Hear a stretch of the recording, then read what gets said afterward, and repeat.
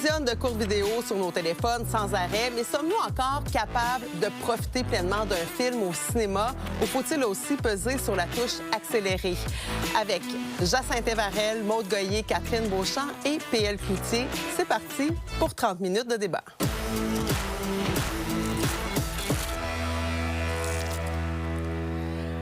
Condenser un film de 100 minutes en 66 secondes. C'est le pari qu'ont fait les organisateurs des Rendez-vous Québec Cinéma. Ce samedi, le festival va présenter le long-métrage Amour Apocalypse de la réalisatrice Anne Aymon en accéléré. Le film qui met en vedette les comédiens Patrick Yvon et Piper Perado est sorti en salle au mois d'août dernier.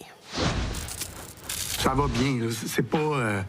je veux pas créer de malaise ou être trop déprimant.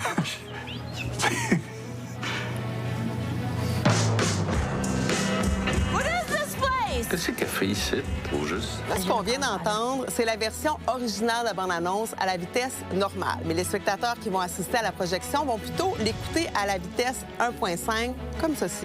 Ça va bien. C'est pas... je veux pas créer de malaise ou être trop déprimant. Qu'est-ce qu'elle fait ici, au juste? Je ne parle pas de français. Avec cette initiative, la direction d'événements souhaite séduire les jeunes cinéphiles de la génération Z, c'est-à-dire les 14-29 ans, qui sont de plus en plus nombreux à écouter des films en accéléré. Les Rendez-vous Québec Cinéma veulent aussi provoquer une discussion autour de cette nouvelle tendance qui prend de l'ampleur, surtout sur la plateforme YouTube, où il est très simple de modifier la vitesse de lecture des vidéos. Alors, notre question ce soir, pour ou contre la projection de films en accéléré? On va y aller avec un premier tour de table. Allez-y avec votre position en quelques instants. Pour, absolument. C'est au libre marché de choisir qu'est-ce qu'on encourage. Alors, s'il y a une demande pour un produit, s'il y a une demande pour une manière de présenter un film, eh bien, tant mieux si on peut le présenter puis rencontrer ce besoin. Bon, moi, je suis pour, puis je trouve qu'on s'énerve un petit peu pour rien. Dans le sens que si les jeunes, ils consomment déjà de cette façon-là, puis si ça permet justement de les attirer et de les écouter, bien moi, je pense qu'il faut qu'ils en écoutent, c'est-à-dire, je trouve qu'il faut s'adapter, sinon on les perd de toute façon. Donc, c'est soit ils en regardent comme ça ou ils en regardent pas du tout. Je trouve que le choix est quand même facile. On va aller voir de l'autre bord maintenant. Alors, moi, je suis contre. Parce que c'est comme boire un grand cru, hein? Un super bon vin, mais dans un shooter. Oui. C'est techniquement possible, mais tu passes à côté de l'essentiel. C'est une très belle image, Catherine. Eh bien, moi, je dois dire là, que je savais même pas que c'était une chose que les gens faisaient, d'écouter des films en accéléré. C'est vous qui me l'avez appris. Et je dois dire que je trouve que c'est une idée plutôt ridicule. Je vois pas du tout je vois pas d'intérêt à ça. Pour moi, si tu as besoin d'écouter un film en accéléré pour le trouver intéressant, c'est juste que tu as trouvé un film plate. Alors, pour moi, je suis contre. Ce n'est pas pour moi l'accéléré. Peut-être pour des plateformes, pour un film, absolument pas. Alors, la gang du pour à ma droite, du contre à ma gauche. Donc, notre question est sur Nouveau Info depuis 17 heures. Et voici ce que les internautes en pensaient avant le début de l'émission. 21 des gens sont pour la projection du film en accéléré. 79 contre le mode shooter au cinéma. Donc, vous pouvez aussi répondre à la question en balayant le code QR. Dites-nous aussi quel débatteur a les meilleurs arguments et commentez aussi par courriel ou encore sur X. Alors, je rappelle à tout le monde que vous avez un interrupteur. Vous pouvez l'utiliser une fois. Si vous buzzez, ce sera pour 10 secondes seulement. Et là, on va recommencer tout ça à zéro. Première question, peut-être à pas en PL, mais est-ce que vous en écoutez des films en accéléré, Jacinthe? Moi, je fais pas ça, mais j'ai des jeunes à la maison qui le font en 1.5, même en 2 vitesses. Quand ils sont dans le salon avec... Deux? Oui. Okay. Puis quand le volume est ouvert et pas dans leurs écouteurs, c'est très tannant pour ceux qui sont pas en train d'écouter. Là, t'entends ça, puis ça tape ses nerfs. Mais en même temps, c'est la réalité de nos jeunes d'aujourd'hui. Alors, on peut pas passer à côté de ce besoin-là ou de ce nouvel intérêt. Jeunes. Moi, on dirait que je ne connais pas ces jeunes-là. Moi, je les vois quand même aimer aller faire du plein air, faire du yoga, faire des trucs de méditation. C'est pas vrai qu'ils sont dans l'accéléré. Évidemment, des fois... Des jeunes, on parle des jeunes de 16 ans. Ben oui, mais j'en connais des jeunes de 16 ans. Ouais. Non, mais ils sont bien... Je les connais pas, moi, ces jeunes-là qui ont besoin de tout consommer très rapidement. Mais ceci dit, en tant que moins jeune, moi aussi, ça m'arrive d'écouter des choses en accéléré. Comme par exemple, quand les gens m'envoient des messages audio. C'est pas tout le monde qui est capable d'être concis et intéressant. Là, je peux voir une utilité. On accélère des portions. d'un message. Mais un film de 2 heures en accéléré, moins convaincu. Je suis comme toi, là, pour répondre à ta question. Moi, ça m'arrive d'écouter des messages audio en accéléré, mais ça m'arrive aussi de faire du multitâche et donc du multi-écran aussi. Puis là, je pense que tout le monde autour de la table est coupable de ça. Tu écoutes quelque chose que tu trouves très bon, là, c'est excellent. Est-ce que tu as changé ta façon de le consommer? Bien sûr, parce que tu regardes ton téléphone, tu peux même peut-être faire d'autres choses ou même ton ordinateur. Fait que je trouve qu'il ne faut pas être trop... Il y a comme une levée de panique un peu morale, là, de puritanisme, mais dans les faits, on consomme déjà différemment. Alors, si les jeunes veulent écouter en 1.5, moi, j'ai un garçon de 19 ans, une fille de 16 ans, ils font ça via TikTok, via YouTube. Ils écoutent déjà des choses en 1.5. Pour un film, est-ce que tu en écoutes avec eux? C'est jamais arrivé. Puis je suis pas en train de dire non plus qu'il faut que ça soit la norme, mais je dis pourquoi pas, et je trouve l'initiative intéressante. Ça mène cette discussion-là. Moi, j'ai fait l'exercice. Moi, j'ai couvert le cinéma toute ma vie, toute ma carrière. Je suis allée à Cannes, j'ai vu... Je n'ai fait que ça, couvrir le cinéma pendant... Oui, mais pas cette année. Je vais pas cette année. Mais j'ai vu Amour Apocalypse à la quinzaine à Cannes dans son état original. Puis j'ai fait l'exercice pour le débat de regarder. J'ai regardé le film d'ouverture des rendez-vous du cinéma québécois en vitesse 1.5 pour voir ce que ça me faisait. J'ai trouvé ça tellement désagréable. J'ai trouvé parce qu'il y a un rythme temporel qui est installé dans un film. Il y a des silences. Il y a des silences, ça veut dire quelque chose au cinéma. Ils sont encore là, mais ils sont non, mais c'est pas pareil. Tu vis pas la même émotion. Tu vis pas le même... C'est une proposition. Exactement, c'est une proposition. Puis moi, j'ai l'impression que d'écouter un film à la vitesse 1.5, c'est un peu violer le montage qui a été choisi à la base par un cinéaste. Oh my God, c'est pas du tout les choix qui avaient été faits au départ. Moi, je trouve que quand on accélère, tu vis plus du tout les intentions qui ont voulu être provoquées via le cinéaste. Puis moi, je suis une puriste en cinéma. Je trouve que c'est une violation de la créativité. Mais si l'objectif n'est pas tant... Toi, tu sais apprécier ça, puis tu aimes ça, puis tu le dis, tu sais. Fait que c'est comme un peu un contre-argument. Parce que dans le fond, le but, c'est si on veut que les jeunes réécoutent notre cinéma, tu sais, c'est soit ça... Oui, ou on les laisse tomber puis ils viennent plus. Donc, oui, j'aimerais ça. Dune en accéléré. Non, mais Catherine, faut pas que ça devienne... Non, mais Catherine, ça dépend à quelle heure qu'on le regarde. Faut pas que ça devienne la norme. Oui, c'est très long. C'est vrai, c'est un bon point, c'est très long.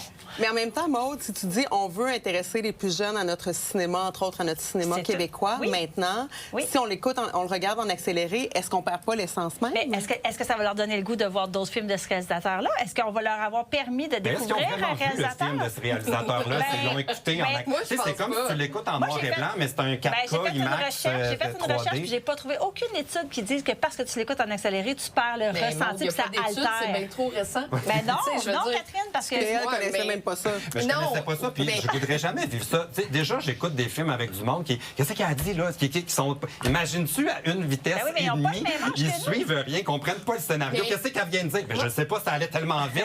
On va être mêlés, tout le monde. Je pense pas que c'est comme ça qu'on va intéresser des jeunes au cinéma. Moi, je pense que ça vient, c'est beaucoup plus profond que ça. Si on veut intéresser des jeunes à notre culture cinématographique, particulièrement celle qui vient du Québec, mais allons-y avec le cinéma en général.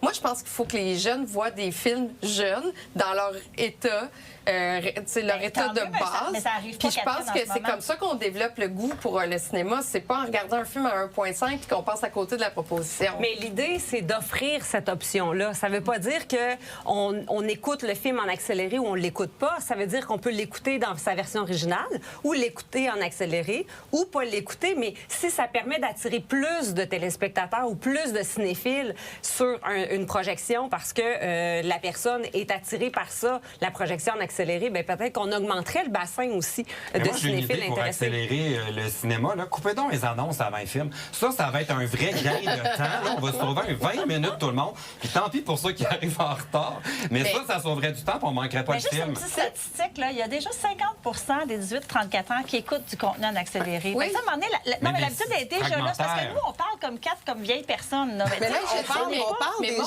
Il y a une nuance entre écouter un film ou d'écouter, je sais pas moi, un balado en accéléré. C'est ça, il y a des temps je veux dire, la proposition, le jeu des acteurs là, en 1.5, là, il est trafiqué. Oui, mais les tu manques toutes les expressions faciales. Tu manques les dialogues. Tu manques justement, encore une fois, on parlait des pauses. Ça, là, je veux dire, ça vient de ruiner le jeu d'acteurs au complet dans une proposition. T'as-tu vu Patrick Yvon tantôt? On dirait qu'il avait fait 2 lignes de poudre dans ses répliques. Il parlait... Oui, mais c'est ça. qu'on veut. Mais là, on parle des jeunes. Beaucoup, j'ai regardé les statistiques. 42 des adultes canadiens ont regardé des vidéos en accéléré dans le dernier mois. Donc, c'est pas juste pour les Mais jeunes peut-être maintenant. pas en entier. Tu sais, je peux comprendre accélérer un passage. Tu sais, là, tu écoutes un tutoriel sur comment réparer quelque chose chez vous. Puis là, ben, là, tu l'as bien compris qu'il fallait qu'ils prennent les vis. Là, c'est justifié de faire une accélération. Mais mettons, j'écoute un trailer, là. Puis là, la fille, elle va se faire assassiner. Si je l'écoute en accéléré, j'ai même pas eu le temps d'avoir Le gars, peur il pour arrive, elle. il arrive Elle est avec comme, son ah ouais, achève-moi. Tu sais, elle a même pas l'air Je sais pas. de... Tu sais, on dirait que ça passe à côté de l'émotion. Ben, on n'exagère pas. Il c'est reste vrai. que, regarde, un film, là, Bon, C'est un accessoire. un film, là, c'est pas du popcorn que tu manges pendant le cinéma, Catherine c'est un disait petit c'est comme whippet. un bon vin. Ça peut être aussi comme un bon whippet, OK? Il y a plein de façons de manger un whippet. Il y en a qui l'écrasent avant de le manger. Il y en a d'autres qui le mangent tel quel. Il y en a qui le font congeler puis qui adorent ça congeler. Il y en a d'autres qui le trempent dans un café chaud ou un verre de lait chaud. Il y a plein de façons. La proposition, c'est ça, puis on fait ce qu'on veut avec la proposition. Chacun a son goût. Ça dénature pas le produit. Et on peut pas dire, ben voyons donc, tu manges ça congelé ou tu manges ça trempé dans un verre de lait. Chacun a son goût. Là, on va aller à la pause. On va peut-être ouvrir la boîte de whippet pendant la pause, puis on va revenir sur la comparaison. Je vous rappelle que notre question ce soir, c'est pour ou contre la projection de films en accéléré. N'oubliez pas que de voter avec le code QR et de commenter aussi. Le débat se poursuit après la pause, tout le monde.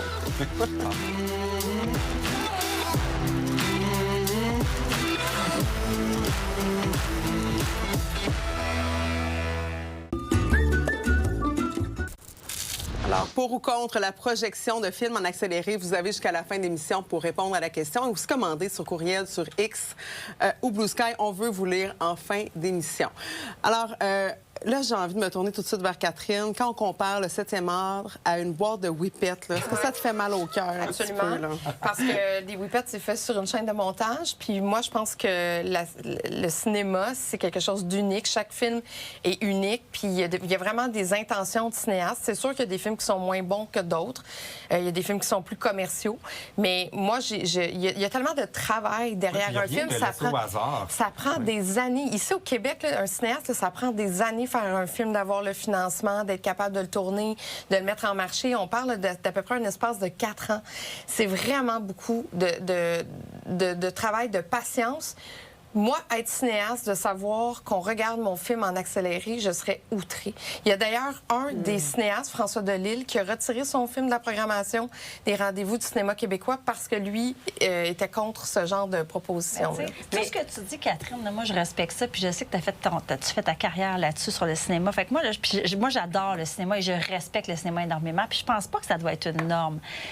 Moi, ce que je trouve, en fait, c'est que c'est comme si il y a comme deux débats. Tu sais, l'art ne devrait peut-être pas être consommé de cette façon-là, mais l'autre débat, c'est comment, dans le fond, on attire les jeunes. Puis ça, c'est ce que je trouve intéressant du festival, qu'est-ce qu'ils font, c'est le fait de, justement, le mettre en 1.5. Je trouve que ça ouvre la discussion. Là, on en parle ce soir, je trouve ça intéressant.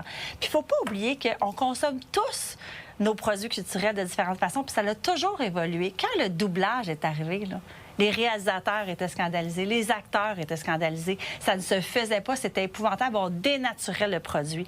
Mais ça l'a démocratisé quelque chose. Ça l'a aidé à élargir le public. Je vois le 1.5 un peu comme ça. Je dis pas que c'est toujours l'idéal, mais je vois ça quand même comme une porte ouverte à quelque chose d'intéressant. Tu sais, je regarde, il y a des films, là, la musique, c'est un langage cinématographique. Là. Hans Zimmer qui fait de la musique de film. Tu peux là, pas l'apprécier à une ça vitesse. fait partie du film. C'est une partie intégrante de la proposition cinématographique. Puis là, quand tu écoutes ça en 1.5, tout est comme rétréci, accéléré, un peu en mode Chipmunks. Mais de façon exceptionnelle. Tu peux plus avoir de montée dramatique dans un film comme ça. Et c'est qu'en plus, pour moi, l'idée d'écouter le film en vitesse accélérée, parce qu'on n'est pas capable de rester concentré sur une vitesse 1, peut-être que c'est un problème d'écriture dans ce cas-là, où on devrait peut-être mettre de la vitesse. Peut-être qu'un scénario où il y a des longs moments, des temps morts, des longs paysages, c'est peut-être là le problème si on veut attirer les jeunes. On est impatient aussi. On est un peu tous... le TDAH est très à la mode, là, mais tu sais, comme on devient plus concentré, parce que là, quand tu regardes un film à la maison, tu fais ta brassée de lavage, tu as ton téléphone à côté de toi, ton laptop sur tes genoux, tu fais le double écran en regardant un film. Oui, mais moi, je trouve qu'on a perdu cette patience-là de s'intégrer, puis de regarder de l'art, puis de vivre ce que l'art nous procure, au lieu de faire 56 affaires. D'ailleurs, moi, je crois beaucoup d'aller voir le cinéma en salle au lieu de regarder ça avec 3 appareils, un à côté de l'autre. J'ai l'impression qu'avant, aller au cinéma, c'est aussi un événement. Une activité, on y prenait goût, c'était une sortie. Est-ce que c'est la faute à qui si on a changé ou à quoi? Ben, les prix. Je dois le dire quand même. Là, ça coûte cher C'est aller au cinéma. Là, 27 là, c'est le prix qu'on payait pour acheter le DVD. Là, c'est le prix pour un billet en expérience Ultra X. On sait même pas c'est quoi quand on prend notre billet. Le prix, peut-être. Mais aussi le choix de film. Tu sais, quand on est rendu à la 8e épopée d'une franchise, peut-être qu'on a pressé le citron un peu trop. Moi, j'ai fait ça juste avant de m'en venir ici. J'étais au cinéma. Puis j'étais dans un cinéma VIP. J'ai pris un petit verre. J'avais mon souper en même temps. J'ai regardé, c'était le film sur Michael. Puis à toutes les fois que j'en ai dans le cinéma, je fais toujours comme « Oh mon Dieu que c'est le fun ». Puis je pense que les gens sont devenus paresseux avec le temps de dire « On se botte le derrière, on sort de la maison, puis on va aller voir le film dans des conditions gagnantes ». Mais pourquoi vouloir imposer son mode de vie, sa vision des choses idéales à tout le monde? Est-ce qu'un cinéaste préfère être vu par 1 million de Québécois en vitesse régulière ou être vu par 2 millions de Québécois, 1 million qui le regardent en vitesse régulière et un autre million de Québécois qui vont choisir d'aller le voir en vitesse accélérée? Pour avoir parlé avec beaucoup de cinéastes dans ma vie, je peux te dire qu'ils vont choisir 1 million puis en vitesse régulière. Ben non, parce qu'il y a un enjeu économique. Il y a des films qui sont vus par 15 000 personnes au Québec. Non, il y a un enjeu économique au cinéma, tu l'as dit toi-même. À un moment donné, les subventions ne suffisent pas et à un moment donné, le box-office compte. Alors, c'est pas vrai que doubler le nombre de cinéastes qui vont voir le film, de cinéphiles qui vont voir le film, ça fait une différence. Moi, je veux juste te dire que pour avoir, comme je te dis, communiqué avec beaucoup de gens dans l'industrie du cinéma, je pense qu'on est contre la culture de trafiquer des œuvres et il y a des gens qui aiment mieux faire des films qui sont vus par 15 000 personnes, qui vont être vus dans des petites salles comme au Beau-Bien, que de se travestir pour aller être vus par 1 million. Peut-être qu'on s'en va. Fait qu'ils n'ont pas besoin de des subventions. Ben, franchement. Peut-être qu'on s'en va vers cette question-là. Est-ce que le cinéma ou les films, c'est un bien de consommation ou c'est vraiment de l'art pur et dur? Il y a les deux. Il y a quand même une œuvre au bout de chaque film, qu'elle soit commerciale ou pas. Il y a quand même la proposition de quelqu'un ou d'un groupe, des fois, là, qui a mis son petit grain de sel, puis on a fait des focus group, puis on leur a remanié le montage. Mais ça demeure quand même une œuvre artistique, là, qu'elle soit très commerciale ou pas. Pour moi, chaque film est une proposition, puis si on la trafique parce qu'on l'écoute à moitié. En plus, je me dis, si on écoute, comme moi, j'aime ça, écouter des films dans des langues étrangères, je mets un sous-titre. Hey, je suis mieux de lire vite en tabarnouche si je vais être capable de suivre à 1.5. C'est impossible. Des nouveaux cinéastes, parce que nos jeunes, ils vont grandir. Là. Mon garçon est habitué d'écouter en 1.5, ma fille aussi. Est-ce que ça va créer une nouvelle génération de cinéastes qui vont explorer d'autres façons de faire parce qu'ils vont savoir qu'ils se font écouter en 1.5? Fait qu'il y a ça aussi. Là. On s'adapte. La culture, ça s'est toujours adapté. On va ralentir le débit dans les relances. Je sais pas, mais je veux dire, c'est une piste quand même intéressante. Il faut se poser la question. Les choses changent, les choses évoluent. Qui n'a pas déjà commencé un livre en écoutant, en commençant par la fin, en sautant des pages, en sautant des chapitres? Ça arrive. On fait ce qu'on veut avec notre livre. Pourquoi on ne ferait pas ce qu'on veut avec notre film?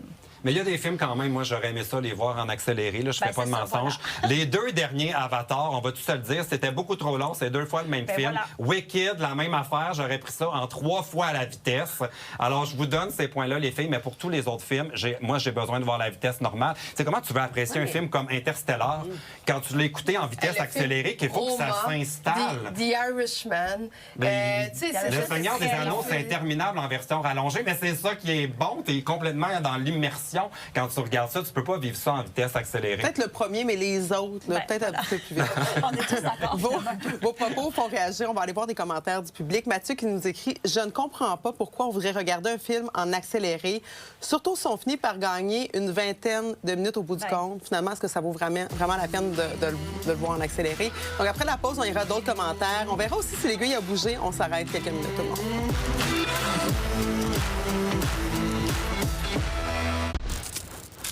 Alors, c'est le moment de voir ce que vous pensez du sujet au cœur de notre débat ce soir. On va aller voir quelques commentaires. Arnaud qui dit « Je suis contre. Je trouve que c'est un manque de respect, comme Catherine disait, pour les équipes qui ont travaillé fort pour produire des films. » Dominique, ça dépend des films. Le dernier Frankenstein, je ne sais pas si c'est en accéléré. Non, je l'ai pas vu. Il y avait des longueurs. J'aurais aimé le regarder en accéléré.